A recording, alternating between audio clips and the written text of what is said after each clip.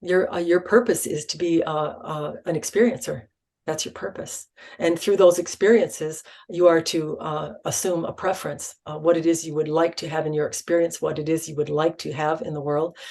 Humans are constantly focusing or giving their attention, let's use that term, on things as they are living.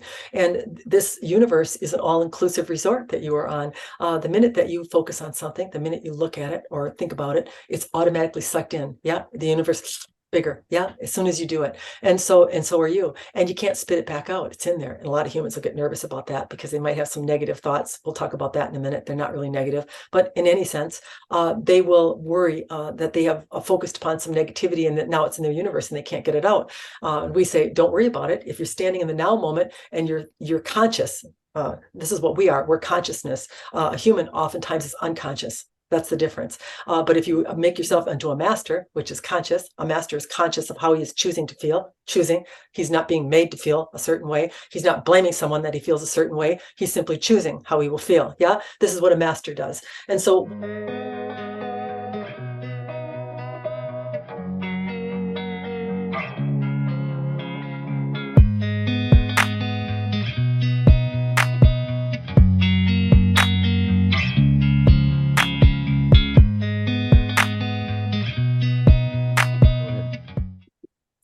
hi, my name is Robin Jelinek, and I'm a channel for Athena in Truth and also a best-selling author for Choose Your Universe. It's available now on Amazon, and I'm really excited to be here today. Robin, I can't thank you enough for joining the show. I'm so excited to have a conversation with you. I think your energy is so attractive, and I can't thank you enough. Thank you. I appreciate that. So let's get into it, shall we? Channeler, grandmother, mother, wife, all of that, right? Like, so very unique resume. How did we get here? Well, sometimes I wonder myself how I got.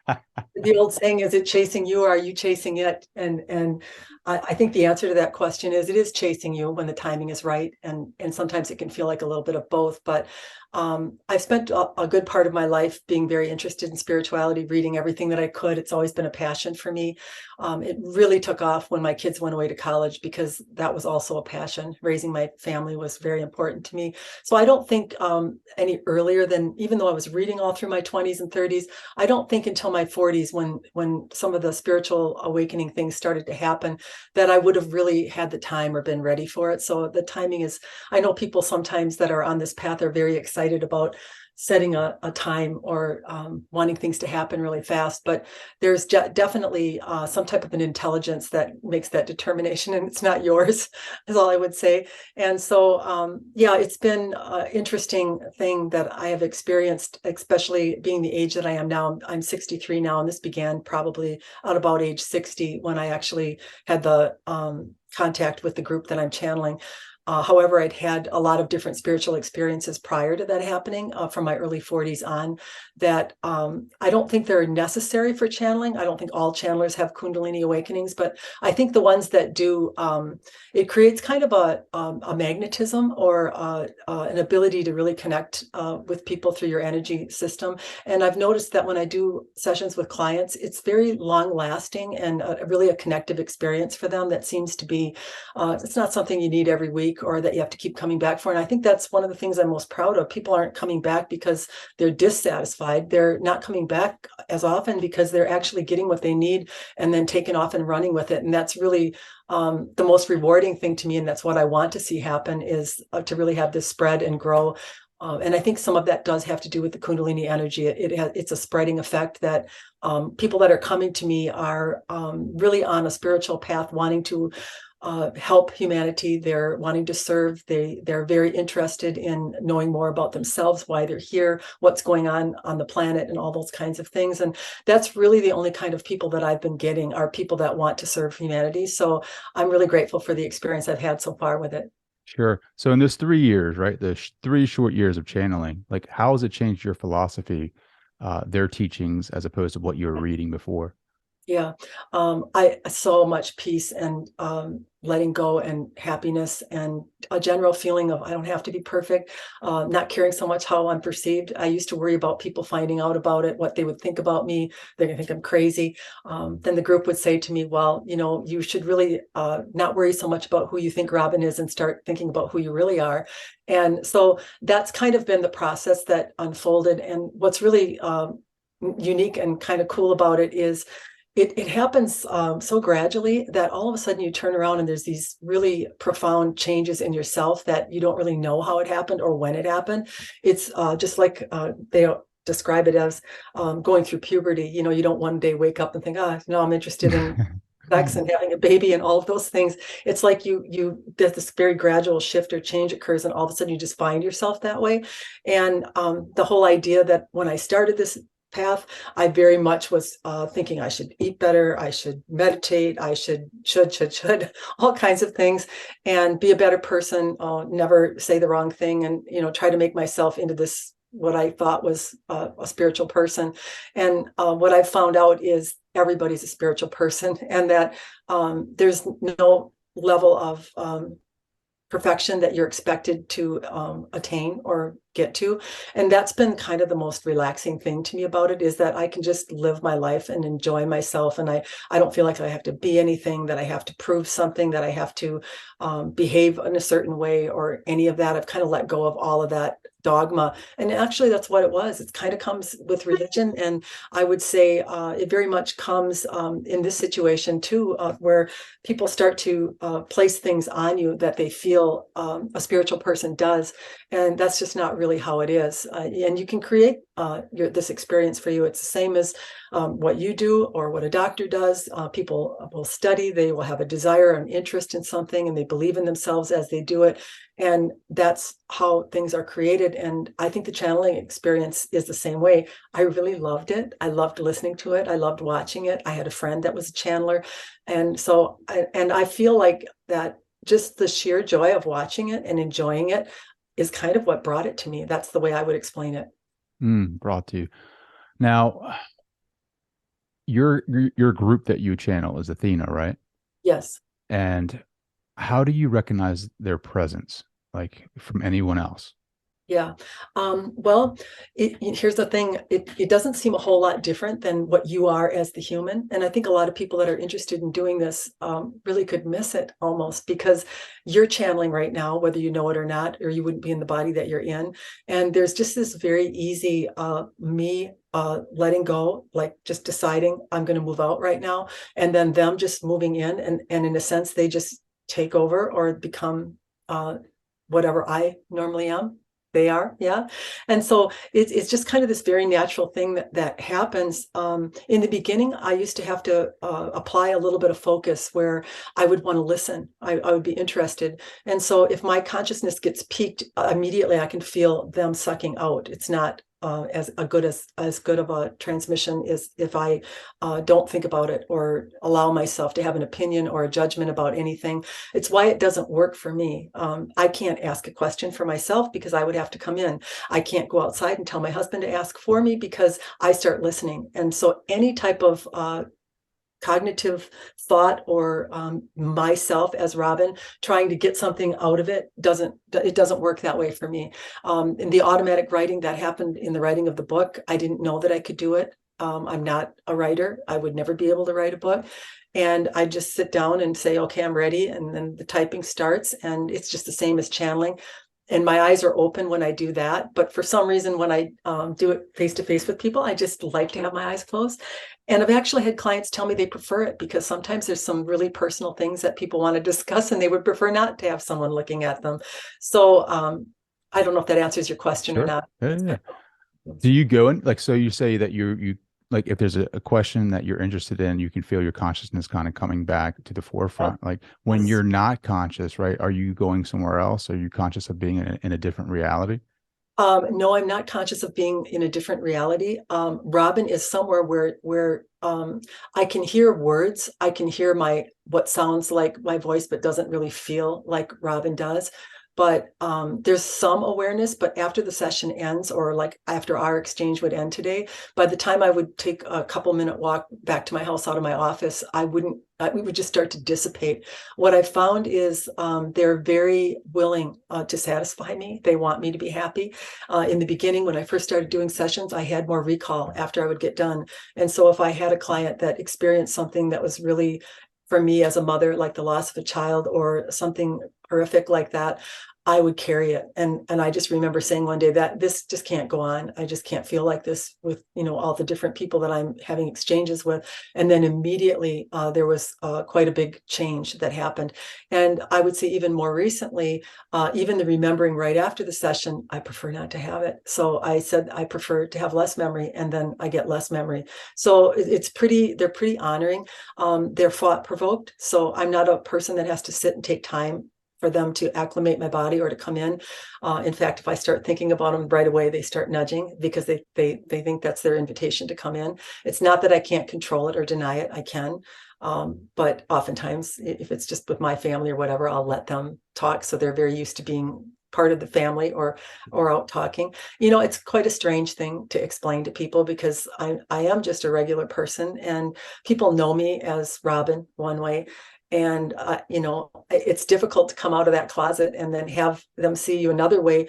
And in some sense, it's hard for me to see myself that way. I think that's why I don't want to open my eyes, because it makes it more in your face, kind of. But that's really all I can tell you about it. If I would have a thought about them, they're in like that. And they tell me that the universe is an answerer of questions. It wants to satisfy whatever request that consciousness is always expanding, always wanting to become more, always wanting to know more. And they're the same. So the minute I have a thought, oh, I wonder what they think about that, or someone asks a question, then they're out. In the beginning, it was problematic because I didn't understand it. And so for the first 4 months, I felt as though I had no peace at all, because they were talking constantly. They were waking my husband up in the middle of the night. I felt like I couldn't do my laundry. I couldn't cook a meal. And I thought, is this how life is now? I'm just going to have no peace. And then that's when the question finally came out. And then they said, well, if you would have asked us that, we would tell you we're thought provoked. So don't think about us and we won't bother you. But if I think about them, then they want to speak. Now, do you think that your soul is connected to them, like in a like soul group or family? That's why you have this strong connection? I don't think so. I think that whatever we experience as human, whether it be your parents, your husband, your children, or a group of channeling people, you attract it to yourself based upon what your desires are, or how you emote in the experiences that you're in. And so I very much had a lack of confidence. I was a very chubby little girl growing up, got picked on a lot. Never, even though I lost the weight, I carried the stigma of not feeling good about myself. And so when I got to be about 60 years old, and I was sitting in my meditation room, office, or whatever you call it, and I had the thought, okay, I'm 60 years old, and it would really be nice to have some confidence at this point in my life. I'm a good tennis player. I'm a good athlete. And actually, I'm good at a lot of things, I think, but yet I'd always feel a little shaky in certain areas.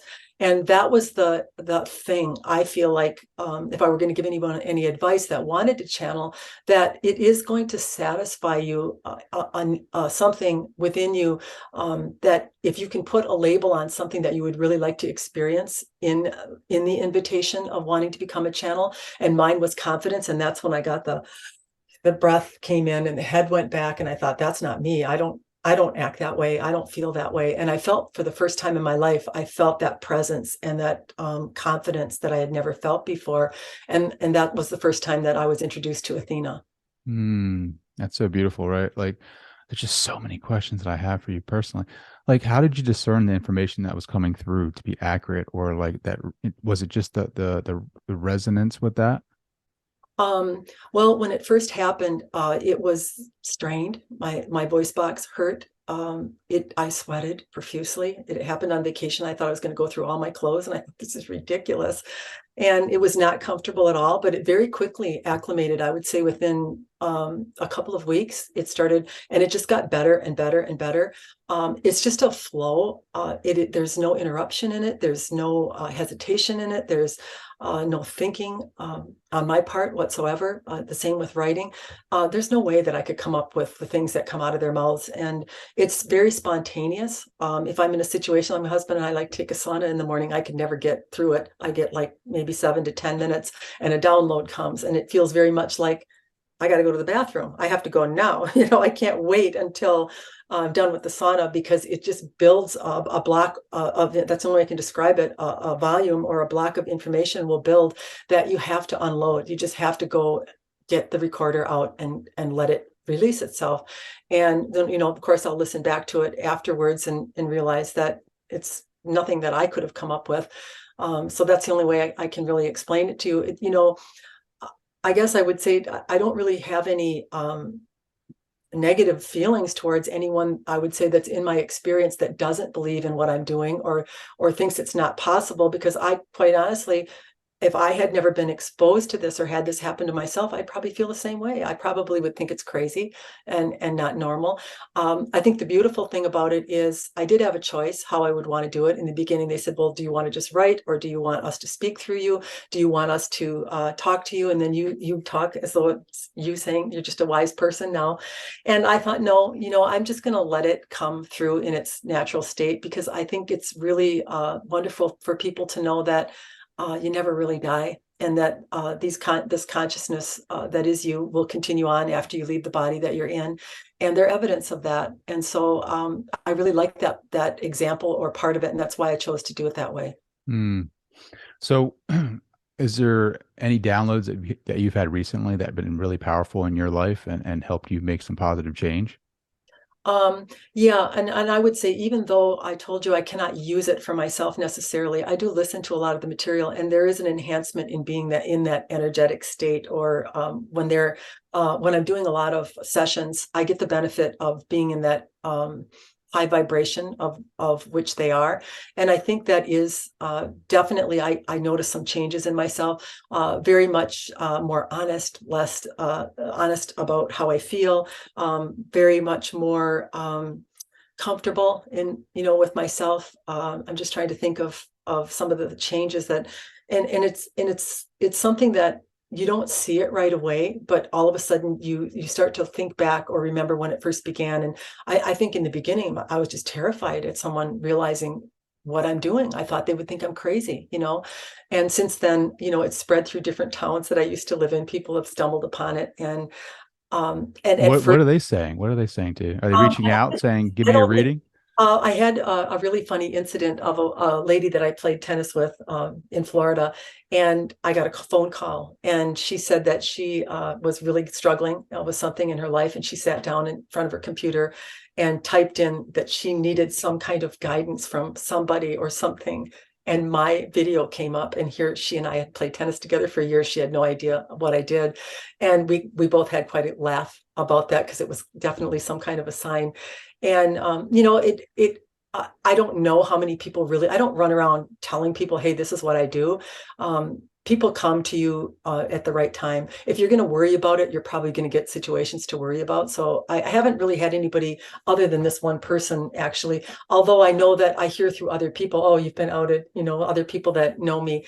And it doesn't really have the effect on me that it did a few years ago. I'm more like, it's okay. It is what it is, right? Like That is you're what, providing a service, right? Like that's very yeah, positive and helping, human consciousness evolve, right? right. I think People that are really close to me, like my husband and my kids, my daughter-in-law, my son's girlfriend, those people, they're all open to it. So it's not like I don't have any support, and I have a few close friends that I've shared it with, a couple that, were a little not really receiving of it, but I felt like it was the right thing to do, because I'm getting out there kind of publicly, and I would want people to find out that way. But some are very accepting of it too. So, sure. I mean, yeah. I mean, there's some positivity out there, right? I had a yes. session with you and Athena, and it was very powerful and transformational for me because Athena, like I don't know their background as much, right? But there's an energy associated with them. Like, did you do any research on them, like what it is? I don't know if you asked them where they're from originally or what their background is, but like, do you have any context and like what they Um, associate themselves with? What they would probably answer that question, they would say, well, what are you really? I mean, what is anybody really? You're an essence or a consciousness. Yeah, that's basically everything is coming from one thing. Everything is from the one source. Aside from the experiences you have, the lives you live, the lineages that you're a part of, those are all the things that form your perceptions and your beliefs and the way that you carry on, in the lives that you live. So aside from that, we're all basically emanating from the same source. So I imagine they are too. That would probably be what their answer is. And so, in the call of for confidence, Athena is a Greek goddess, and of course, it's a mythic representation It's an of a female. archetype, right? Like an Yeah, archetype. yeah, and whatever people believe in, whatever anyone puts their focus and their attention on, it does become a reality. That's how reality is formed. So even mythic gods and such, that energy is available to you, whether you believe it or not, because you're a human and you think it's ridiculous, or whatever it is that you think is reality, isn't really what reality is. Reality is just a thought away, Sure. basically. Have any of them lived in a human life before? They don't elaborate a lot, but they said many have been in the human experience and some have not. Sure. How many are there? 10 at this time. 10. That's pretty powerful, right? Like 10 Yeah. beings coming through you. Like, do you feel all 10? Do you see visions of No, their in like the beginning, there was a lot of naming, and that soon went out the window because it just got hard to try to differentiate every feeling in my body of who was saying what. And so Athena claimed the Speaker of the House because she was the first one that arrived. And actually, I think that was a good move. There is one Jeremiah that's very uh, powerful and belligerent at times, but belligerent? he, he only comes out when someone's really like lodged in something that they're not wanting to move out of. And then that would be a really powerful, loud, voluminous. I don't have a voluminous voice, but boy, when he takes the Yeah. mic, it's loud. And so that happens now and then. So what I do in sessions, I don't know what other channelers do. I just know what happens here is I have an exchange with the high part of, through their agreement, through your agreement, your high self would actually join this conduit or this way of communication. And so it feels really connective to the client. It feels like they know the truth when they feel it from themselves. And so the exchange that they get is primarily formed by themselves. And so they get what they need based upon that. I'm not a psychic. I'm not telling the future or finding their purse. They've told people that. But they are teachers and they really know how to get the root of the problem if someone is struggling in their life. And they really teach some really good methods for understanding how your energy centers work, and that each one of those is applicable to different places in your life. And if you're holding on to emotions, it's like forms, thought forms. They actually occupy a place inside your body, and it'll slow down the vibration or what you can receive from the divine. If your centers are all open and you're not holding any emotion, you were meant as a human to feel and release. If you were doing that, you would get the full charge of the divine energy that's available to you, and which means you're going to be in good health. You're going to get the flow of the life that you've already created by the experiences you've had. And it's going to be just like fish swimming upstream, just like bears going into the den. Your life is just it's already been created by what you felt and what you've experienced prior to this moment. So if you can open up, if you can let go of things that you've hung on to that are stored in you, and most of the time people are doing it unconsciously. They're just emoting and not thinking that it's creative. They're not realizing why they're getting the life that they're getting. If you can open up those energy centers, that would really be the only thing that would prevent you from having anything that you're calling for in your life. Do you still have those Kundalini experiences or energy rushing through you when you channel? Yes, it's changed now, primarily because I'm told it's more lineage healing that I'm called to do, or what I am doing. So over that 25-year period of time, there were lots of things that went on, lots of kriyas, lots of bodily movement, shaking, sounds, all kinds of things that you find yourself in and feeling crazy as you're having them. It's quite shocking to see your own body get thrown around on the ground and not be doing it. And that's how it feels. Really? You've had that experience? Oh yeah, they just throw you around and shake you and all of that kind of stuff. What's the craziest experience that you've had this far? Um, hmm. Well, I would say some of those shaking situations are kind of shocking. Yeah, I would say that is. And then more recently, as the Kundalini energy, it starts at the base of the spine, and it's basically universal energy that every human has. And so its markers, or how it manifests itself in a human, it has a lot of similarities for that reason. But the length of time that it takes to work its way through your system and the experience that you individually will have will be largely based upon what's in you and what you've gone through in your life, your past lives and your lineage. And so all of those perceptions and beliefs that you hold, as this Kundalini energy gets released, it wants to clean all that up. It wants to make room for the divine, and so that you can get your energy centers open.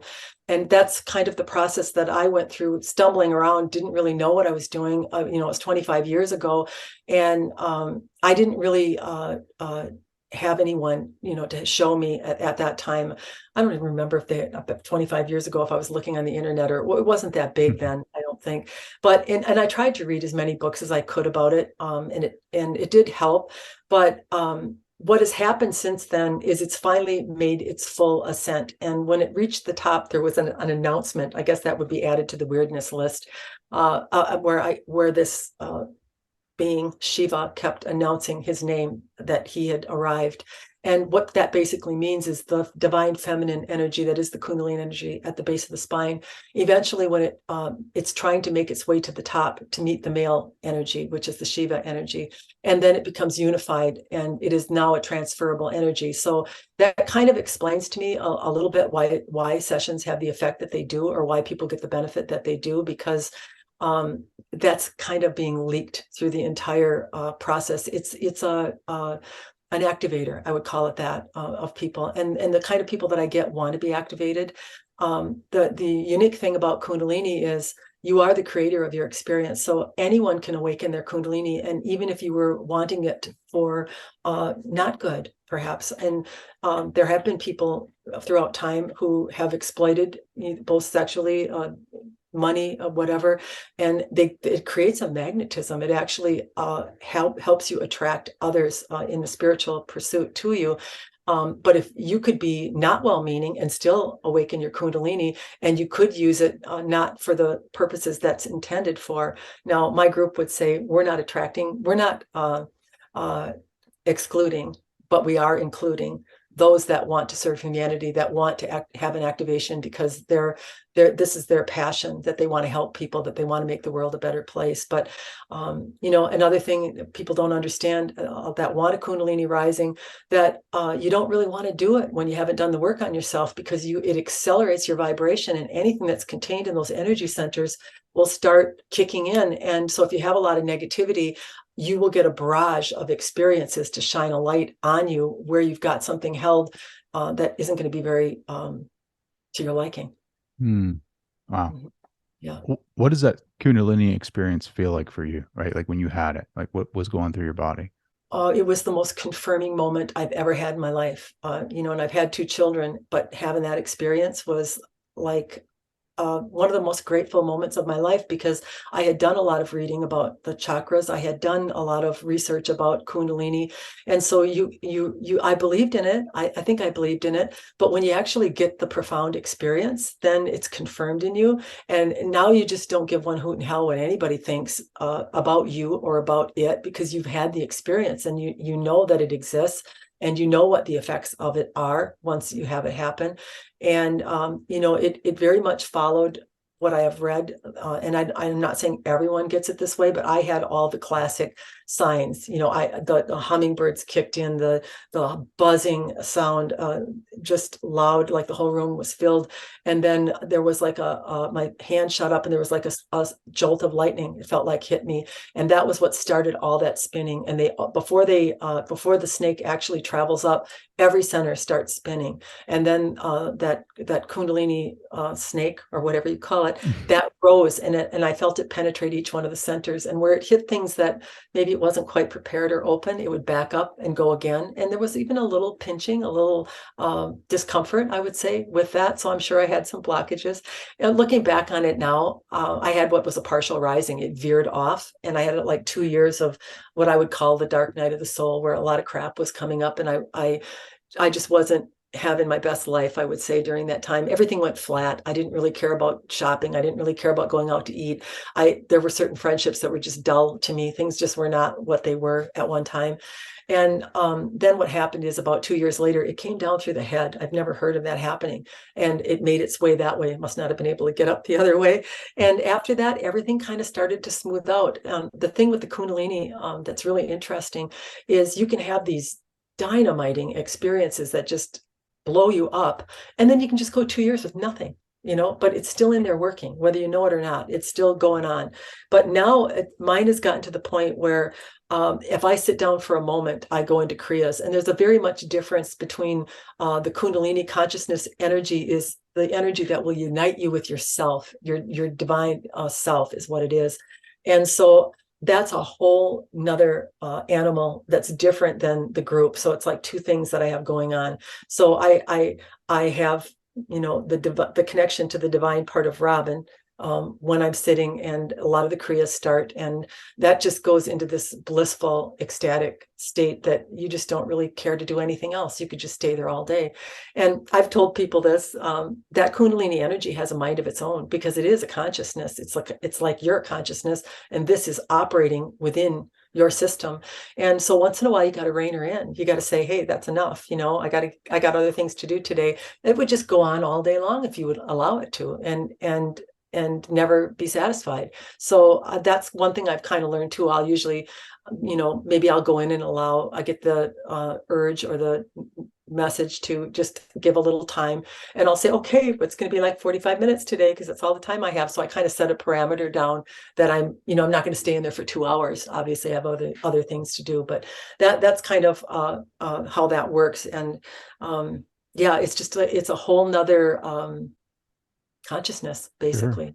You got grandbabies. You can't stay in there all day, right? No, Like, I can't. No.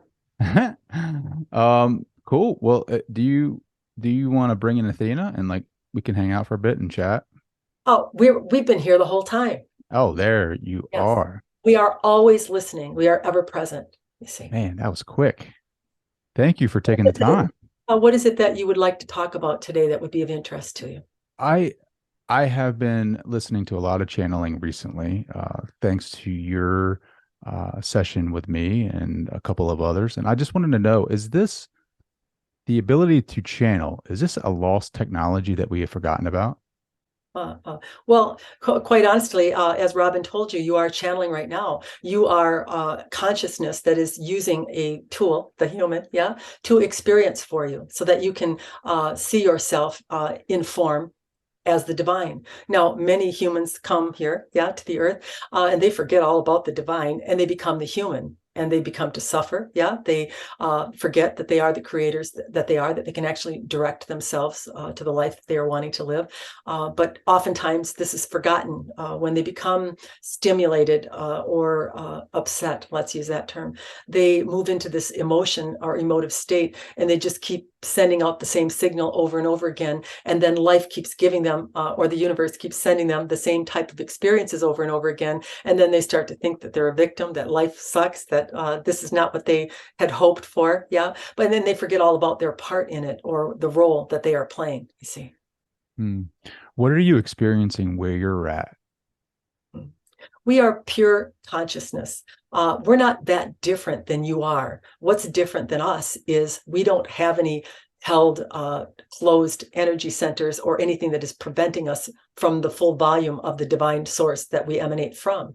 You are also able to have that type of connection, but because you hold on to things, because you have things lodged within your energy centers, you have these chakras throughout your body. Each one of those energy centers are responsible for different functions in the human's experience, you see. And so you might have a heart that's wide open and have great relationships and wonderful marriage and lovely children and all of the experiences that you have become by what you have felt, because that's what happens, because all that is is, or what you call the divine or your God source, it is a vibration of a high rate, is basically what it is. And you as a human, in the emotions you are emitting, the sparks that you are emitting are actually energy. They're just energetic. They're not good and bad. They're not right and wrong. You're just emitting charges of energy. And so we always say a human is worthy just for feeling, just for being here. There's nothing ever that has been written that you are supposed to do everything right, or that you're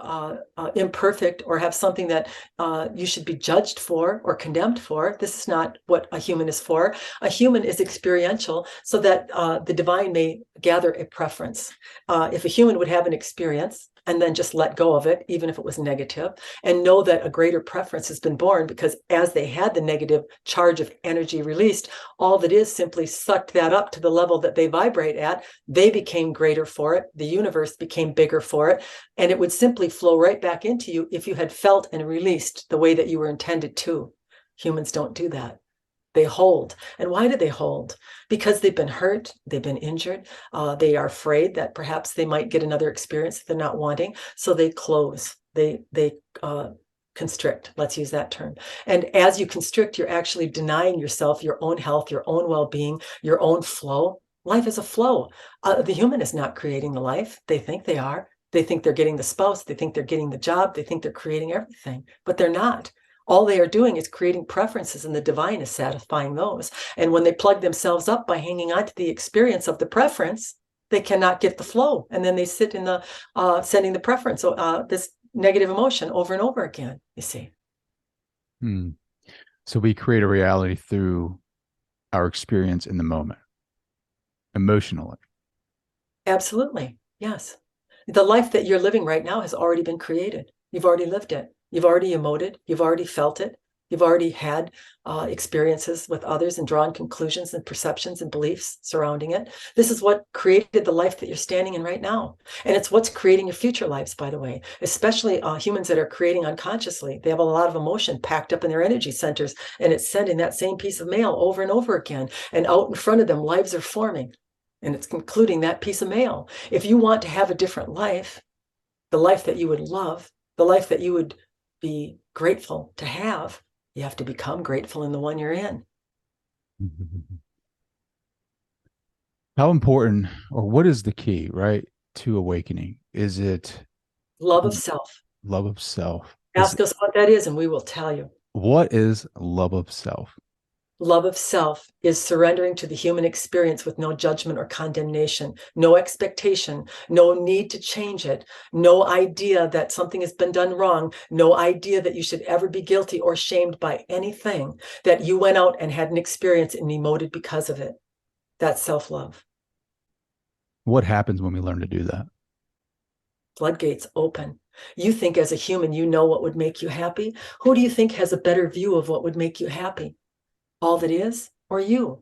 All that is contains you in the life that you live, and you in every life you've ever lived, and your lineage desires. It has it all. It has the full package of you. So when it decides to deliver it to you because you have opened to it, you've allowed it, you're the only one that denies it. No one's punishing you. No one's withholding anything from you. You close, you deny it to yourself. But when you decide to open, when you decide to allow, to surrender, to stop judging, to stop condemning, to stop needing to be different, to stop pretending that you have to be perfect, you cannot believe what will come to you. It will satisfy you in ways that you as a human could never invent in your wildest dreams.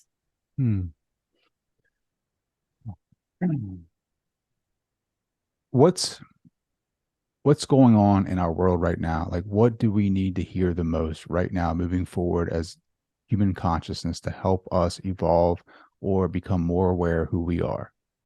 There's nothing bad going on. There's nothing wrong going on. There's nothing terrible happening. Every single emotion that is emitted is lifted to the vibration of all that is. So expansion and betterness is a given. You are the humans that are worried about it. And then what do? You emit the worry, but all that is expands it. All that is becomes more because of it. You become more because of it. So this is not a truth. This is not a reality.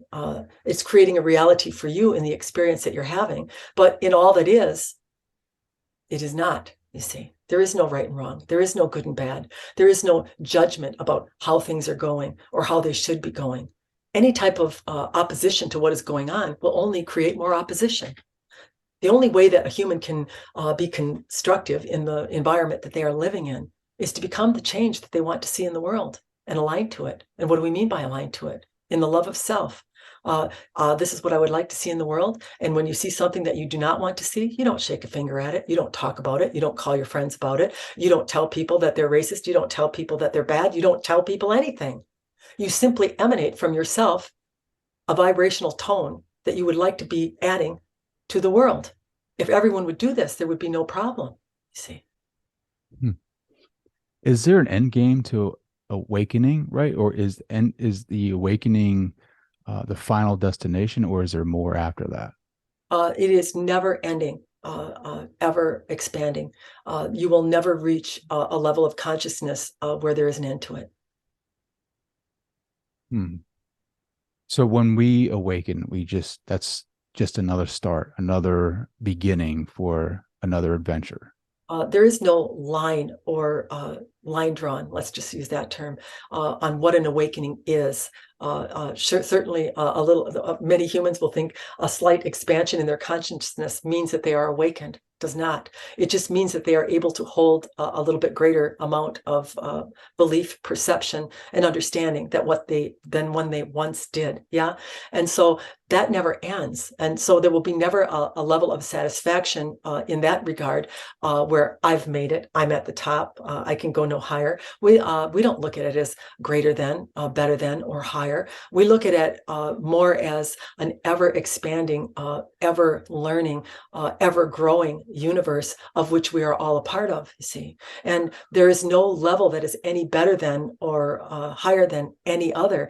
It's a very natural unfolding, the evolution of a soul, and all will do it in their own timing and in the number of lifetimes, let's use that term, that are needed to accomplish that. Do you ever get tired of people asking you about what our purpose is here? Your purpose is to be an experiencer. That's your purpose. And through those experiences, you are to assume a preference, what it is you would like to have in your experience, what it is you would like to have in the world. Humans are constantly focusing or giving their attention, let's use that term, on things as they are living. And this universe is an all-inclusive resort that you are on. The minute that you focus on something, the minute you look at it or think about it, it's automatically sucked in. Yeah, the universe bigger. Yeah, as soon as you do it. And so are you. And you can't spit it back out. It's in there. And a lot of humans will get nervous about that because they might have some negative thoughts. We'll talk about that in a minute. They're not really negative, but in any sense, they will worry that they have focused upon some negativity and that now it's in their universe and they can't get it out. We say, don't worry about it. If you're standing in the now moment and you're conscious, this is what we are. We're consciousness. A human oftentimes is unconscious. That's the difference. But if you make yourself into a master, which is conscious, a master is conscious of how he is choosing to feel, he's not being made to feel a certain way. He's not blaming someone that he feels a certain way. He's simply choosing how he will feel. Yeah, this is what a master does. And so once you can get yourself to mastery, where you can actually feel, release the experience, and now choose to follow the experience in the way that you would like to feel because of it, now you're into creating the wonderful life that you came here to create, you see. Mm-hmm. Now, when we say we want freedom, right? Like when we say, can we create our own reality? Like at the bottom of that statement, there is a part of us that basically is saying we want to have certain things in our lives, right? When I say I want freedom, yeah, I want to be free to be able to do the things that I want to do. Absolutely, yes. And And you know what's going to happen? Not to interrupt you. Yeah. oh, good. We have this holding problem. A block of form comes and we have to let it out. Yeah. We just make a mental note, humans. Yeah. That thoughts are things and there's only so much you can hold. And when you're holding them in your center, it's not always a healthy thing to do. That being said, what we wanted to tell you is oftentimes a human will have some desires. They are wanting something. They want freedom. They want financial independence. They want. whatever it is that they want, you see. And what'll happen is they will start getting some negative thoughts from their human. And many humans will go into meditation. They'll try to quiet those thoughts. They'll try to snuff them out, make them go away because they are concerned that they are not productive and they're going to bring something to them that they don't want. But what is negative thinking, really? It's the truth of a human. You're holding some desires of things that you want. And the minute that you start thinking about what you want, your human's going to cough up to you exactly why you're not getting it. It's going to say, you're not good enough. You don't look good enough. You're not as good as that guy is over there. And what does a human do? It tries to think it's a negative thinker. It tries to make this thing go away when actually the human is working in union with the divine. It's trying to help you. It's trying to let you know that, hey, this is what is within you. When you're told to know the self, this is what you're to understand, that whatever the only reason you would not be getting the life that you want in every area of your life would be because you're containing something that's contrary to it in the belief that you hold, you see. And the human will cough that up to you like that. The minute you start talking about making a lot of money or growing in your business, right away, all the reasons why it's not going to happen. This is wrong. That's wrong. This person's better. I'm not that person. And this is what is within you. This is not a negative thinking. This is the truth of a human. Does the universe or the one source have like a vision of the ideal consciousness, like that it wants us to become, or is that just left up to us to what we want to? That is totally up to you. You see, that is your free will. Free will is feel and then choose how you will feel about it. You see. Are there different dimensions where you have more freedom than we do here? There are different dimensions which are less dense or less negativity, or what you would deem negativity. We don't call it that. Contrast, let's use that word. A little smoother, not so bumpy. Yeah, we call it the bullwhip on the earth plane. So yes, there are higher levels of consciousness. And actually, this is what's wanting to occur. People are wanting actually on the earth is to have it become a higher dimensional plane than what it is. And what does that really mean? Well, a human that's stuck in the lower three centers of the body, or in 3D dimensional reality, they have lack, they have worry, they have concern, anger, all sorts of lower density feelings that they are experiencing. And in that lower form of consciousness, and we don't mean lower meaning they're less, we just mean this is where they're at, in the development that they are in. They can't see their way out of it. They can't see that it could be possible, that it could be any different than what it is. And then as a human starts to view others who are perhaps starting to realize, I am the creator, I do create my experience, how I focus and what I focus on and how I choose to feel about it, I see direct results coming in my life. And then the vibration of the human starts to pick up or speed up, and manifestation starts to become quicker. And pretty soon the life starts to unfold in a positive way. They become knowing of this. They start to enter into mastery. They start to enter into the belief of self and the perception of, I can actually create for myself. And this is what we would call moving up into the fourth or fifth dimensional reality of, there is no lack, there is no worry anymore. There is no need to steal from anybody, because I can simply create what it is that I want by my focus, you see. And I understand it now. I love that. I think that's so powerful, right? Like it gives us our power back. But Absolutely. to your point, right, like the body, right, the human has programming and it has conditioning that when you hear things, the natural program runs its course, right? And so we feel stress and anxiety in our bodies, right? So we have to rewire the brain and rewire the body to kind of get out of that, or recognize it and look at it objectively. What are some methods that we can utilize to not feel that programming and feel so much anxiety when we bump up against some old beliefs? This is the practice of loving the human, because when the human is emanating feelings and negative feelings, as you would deem them, we don't deem them, we just call it a charge of energy. But as you are emanating what you would deem as a negative emotion, the human is primarily not conscious or recognizing that he's actually drawing to himself the very thing that he's not wanting in his experience, you see. He doesn't realize it at the time. But as the best way possible that we would direct a human to get the life that they want to get would be to just observe itself, observe the human in its feelings, love it for giving you a preference, know what was born by the experience. I didn't like that. I really want this, and tell yourself that, yeah. And notice that there was a preference born. And then this is the hard part. It doesn't have to be hard, but a human makes it hard. Then follow it. Because if you don't follow it, if you stay and following it means I believe in it. Following it means I'm going to create this for myself by aligning myself in the feeling that I will have when I receive it. So if I'm wanting abundance in my life, for example, I would want it, yes. And then I would imagine myself having it. I would do everything that I can within my power to recognize how it would feel to actually have the freedom, to have the financial abundance, to have the experiences that I could that would support that. And if I felt my human thinking anything else, I would know I would never get upset with it. I would never condemn it. I would never try to stop the negative thoughts that were coming. I would soothe the human. I would tell it, I am so grateful. I appreciate you so much for coming forward and letting me know that through your life experiences and the lineages that you have been a part of, that you hold this belief about money. You're letting me know that you feel like you can't pay for the meal tonight. You can't buy this. You can't do that. And this is how you love the human. And what happens is when you emanate love at something, the vibration comes up to that level, and the human starts to actually emanate love instead of the lack that it was emanating. And now the universe starts to return on that instead of what it was holding originally, you see. What's your definition of abundance? Satisfaction. Being satisfied. And that's different for everyone. Just because you are on a spiritual journey does not mean that you are meant to deny oneself, that you cannot have the lovely things that are offered here.